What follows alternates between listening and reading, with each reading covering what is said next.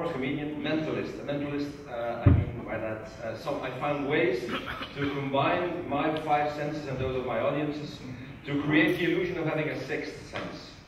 By then I'm always very honest about the fact that I don't have a sixth sense, but all I do is combine different other techniques, such as verbal communication, non-verbal communication, psychology, magic and showmanship, and of course lots of suggestion. I tour throughout Europe at the moment with a show called Everybody Paranormal, in which I try to show people what you can do without having this famous gift. In other words, ladies and gentlemen, I'm going to talk to you about the sixth sense.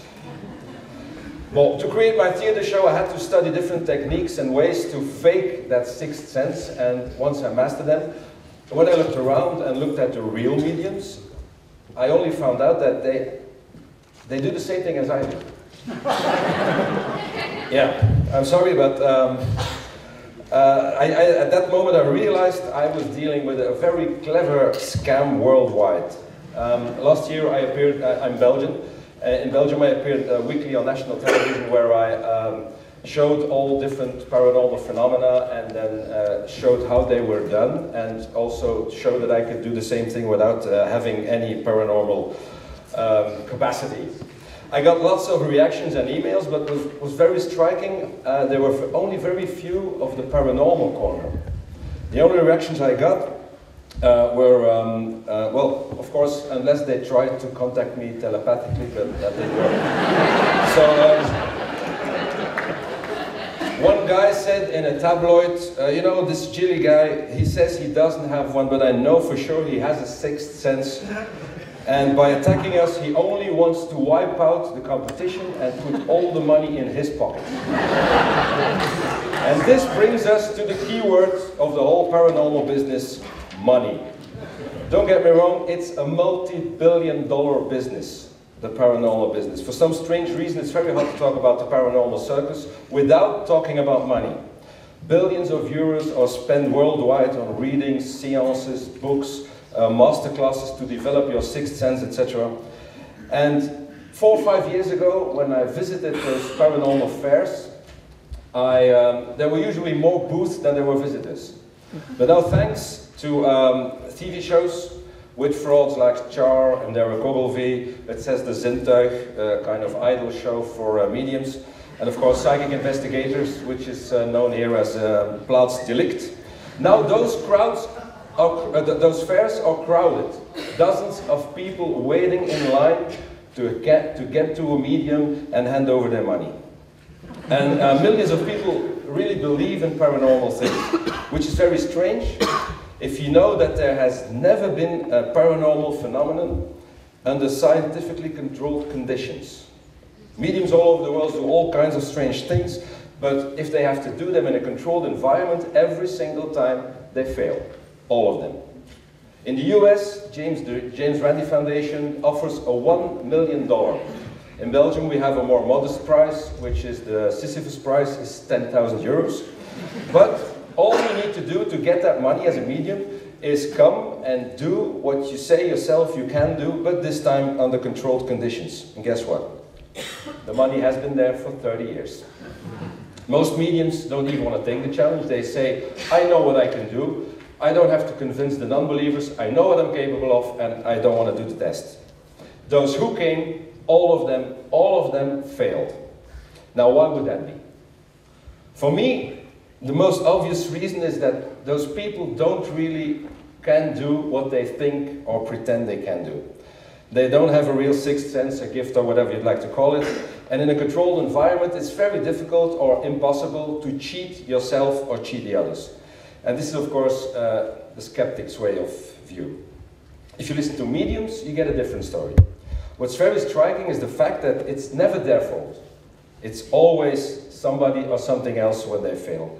And an excuse you'll usually hear in this test are created to make them fail, which is an absolute lie, because everybody who wants to take the test has to say what he's capable of, what his gift is, and how he thinks he can prove it. He or she thinks he can prove it. Both parties, before the test, agree on the procedures, what's to be proven, how it will be done, and what the score is to talk about a positive, successful test. They both sign the agreement beforehand Afterwards, it's always, yeah, but it's the test that was made to make fail. Another reason for failure was a very funny one, I think, was the presence of too many spirit guides. For those who don't know, a spirit guide is a person between this world and the other world. And without a spirit guide, you cannot communicate with the dead. To quote James Randi, he says, like, it's not hard to talk to the dead. The hard part is to make them respond.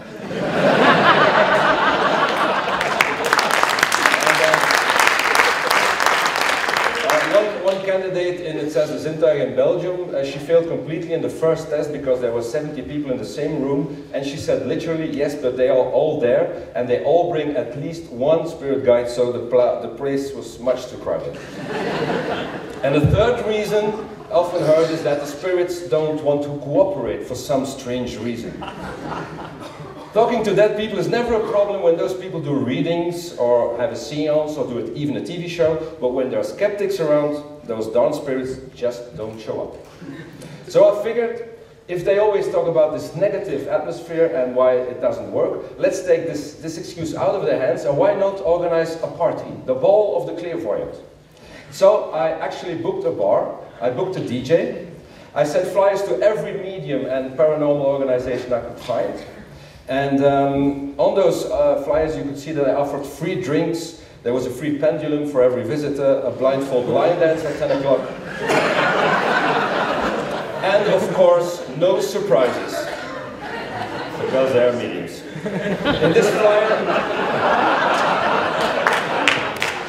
In this flyer you could find all the information except for two details, the place and the date.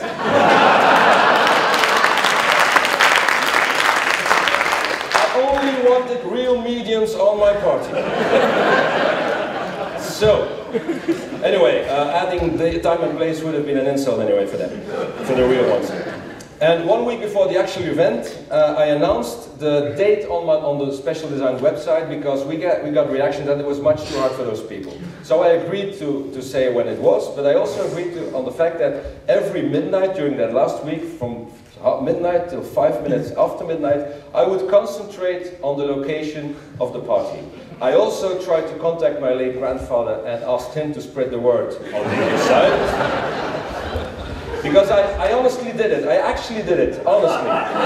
Because I wanted to test it, and I wanted to be a crowded party and lots of success. So we had a ball in Belgium a couple of months ago. We had another ball in the Netherlands, in Amsterdam, both with the same result. Nobody showed up. Well, one person showed up in Holland, and I was the cook. You can find some clips of this non-event on YouTube, by the way. So, without all this negative energy, the gift had failed again. So, again, why would that be?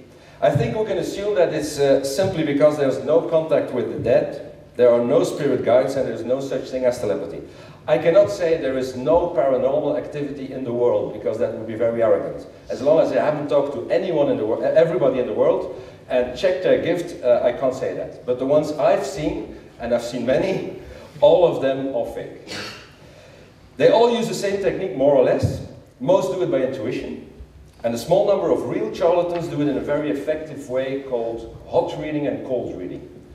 With hot reading, the medium is prepared for the session and looks for information about the person that he or she is going to meet. And nowadays it's very easy. You have Google and of course the social network sites like Facebook, Twitter and Hives, where people put everything on. Cold reading, on the other hand, is a much more fascinating communication technique because beforehand you don't know anything about the person who's in front of you. And thanks to this fantastic technique, you can pretend that you know everything. In a cold reading, a medium starts by making the client feel comfortable and makes some small talk, and at this point already tries to find some information to link when the session starts. In cold reading, the next step is, of course, to talk, the medium to talk about the readings they have done before, and this way builds credit and always very spectacular stories. Next thing is that the client is asked if he has visited other mediums, and if yes, what they said. Again, distracting information. And then comes the introduction, which usually goes like this. Sometimes it works, sometimes it doesn't. It all depends on how open you are. I'll translate that for you. You have to cooperate and do as I tell you, or it won't work, and it will be your fault. I will see things, but for me it will be like through a mist. So if you see the details sooner than I will, and you will, you have to tell me, you have to work with me. On the other hand, in other words, or translation again, I will tell you anything without having a clue. You have to find the connection, and if you don't do it, the reading will fail. And then the last one was very funny. You don't have to force the connections, but you have to leave every possibility open. I'm sorry. And then, of course, the real work starts. The medium starts throwing out little bits of general information that could fit anyone, and sees how the client reacts to this. If it's positive, they zoom in. If it's negative, they skip it and go to the next thing. Like, oh, I'm sorry, sir. Do you have a scar on your knee? No. No? You didn't have a youth? Everybody has a scar on his knee.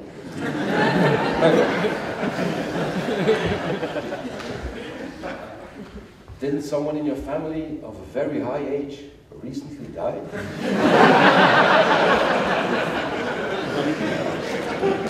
Anyway, to make sure you have a quick result in the reading, the best thing to do is keep it all very open and very general, so the so-called Barnum statements. For instance, sir, you look like someone who knows how he lives, where he's going. You look like you have your direction to go and nobody can stop you. You have your own opinion, but you can discuss. If somebody wants to convince you about something else, you want to listen to his arguments, and if they're better than yours, you can change your point of view. You're really self-confident, but when you're alone, sometimes you start doubting. Did I do the right thing? Did I pick the right job? What had happened? Now, I think 90% of the people in here can find themselves in it. We all seem to worry about the same things in life. And those things are things as travel, health, education, sex, career, ambition, and money. Now, if you take the first letter of all these themes, and I will repeat them, follow me. Travel, health, education, the, sex, career, ambition, and money. The scam. But I'm sure that's only a coincidence. Anyway. At the end of the first talking about general stuff and zooming in on details, then of course there's a recap of the reading where all the misses, they don't talk about it anymore, and all the hits, they just highlight them. And then of course, by knowing all this information, the medium has built credibility. And now he or she is ready for the grand finale, predicting the future. I've seen you can have your future predicting here. Well, all the best with it. And why do people believe those predictions? Because they think if that person knew all this about my past and my present, then what he's going to tell me about the future has to be right too. And then in this phase, the reading can actually say anything she likes. Some surefire things like, next week you will meet somebody new in your life. Or more likely predictions, you will get a really nice phone call but completely unexpected next week. Etc., etc. Now, they also do some shots in the dark, details like you will meet next week or maybe in 2 weeks a friend you haven't seen in 20 years and he will be driving a car with a dog in the back. Now, if this occurs, people will say, he knew it. If it doesn't occur, then you stop looking for it and you forget it. 33% of the Dutch population believes that char is for real. So I'm sure there must be believers in here. Now you might think what I'm telling you is completely wrong, and I only look at it from the skeptic's point of view. And you might think that this way because you might have had a real, genuine paranormal experience. Well, guess what? So did I. About 20 years ago, and that's long before I knew what I know now, I had some experiences. For instance, there was a guy, he was a nurse working with terminal patients. So he accompanied those patients before their death and after their death.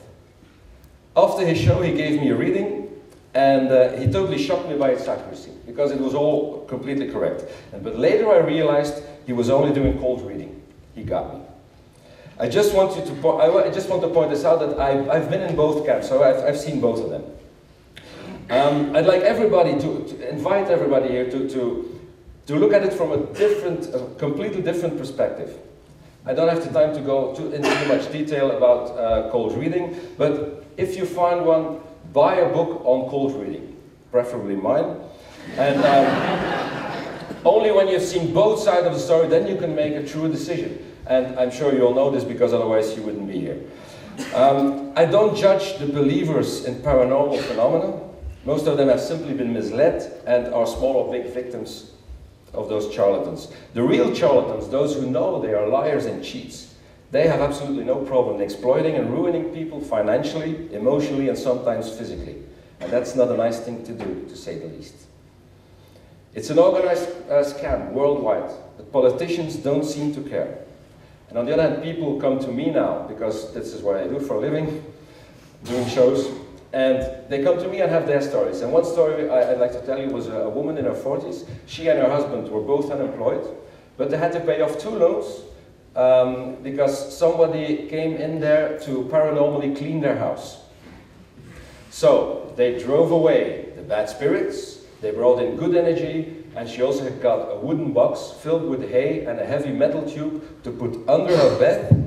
When she was in her bed sleeping, it could divert the bad earth waves. All this for the price of only 3,000 euros. And she also almost got a divorce too because her husband couldn't take it anymore.